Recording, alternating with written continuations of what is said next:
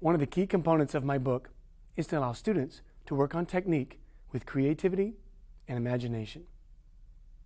One of the best ways to do that is to use chord progressions combined with technical exercises.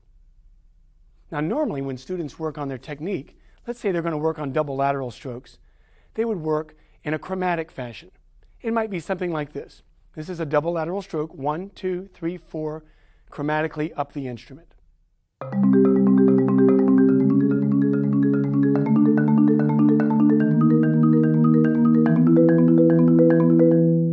And so forth, up and down the keyboard. Now that's great for technique, but not so good for creativity and imagination and musicianship. Now look at page 6. At the top of page 6, there are some statements about how to apply chord progressions to technical exercises. The chord progression that I've chosen is 1, 2, 7, 5, 7, 1. Now, if you look over to page 7, you can see that there are 2 exercises built on that chord progression and 8 permutations. Your goal is to apply those 8 permutations to both of those exercises. Let me give you some examples. Here is exercise number 1 with permutation number 1, and I'm going to spell the chords to you first. In C major, the 1 chord from the root up is C, E, G.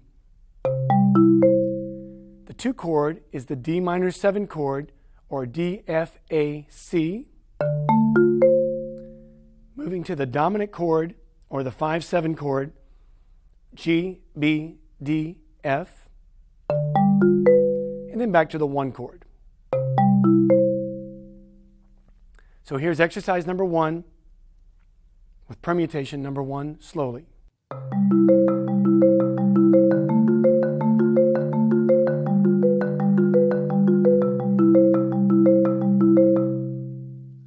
Same thing, a little faster.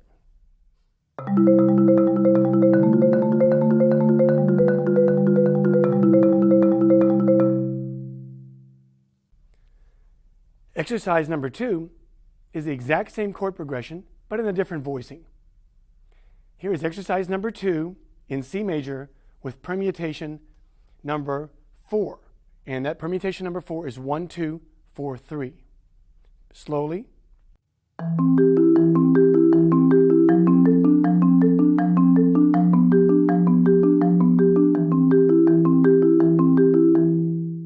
A little faster.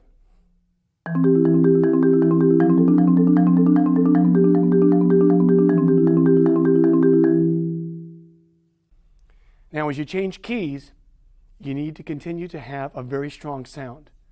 As you move to the accidental bars, strive to play in the center of the bar or slightly off center for a full, rich tone.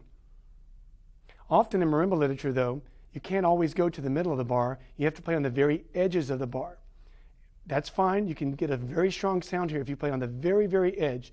Don't go close to the node where the string goes through the bar.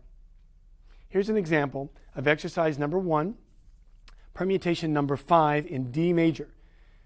Notice how I'm going to break my wrist to be able to allow to play in good playing zones on the F sharp and C sharp. Very slowly, exercise number 1, permutation number 5.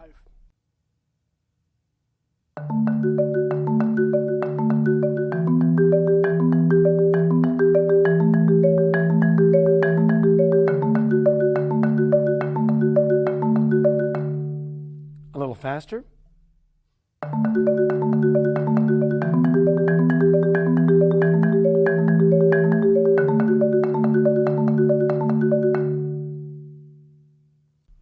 Here's an example of exercise number 2 in D flat, permutation number 7. Slowly.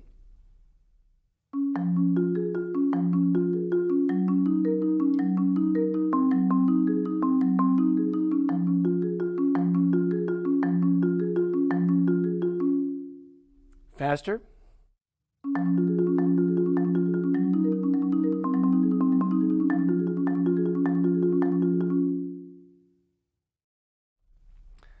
Which chord progression you use doesn't matter. You can choose one from a pop tune, a jazz selection or classical music, or one that you compose. However you approach it, use chord progressions combined with technical exercises to strengthen your technique.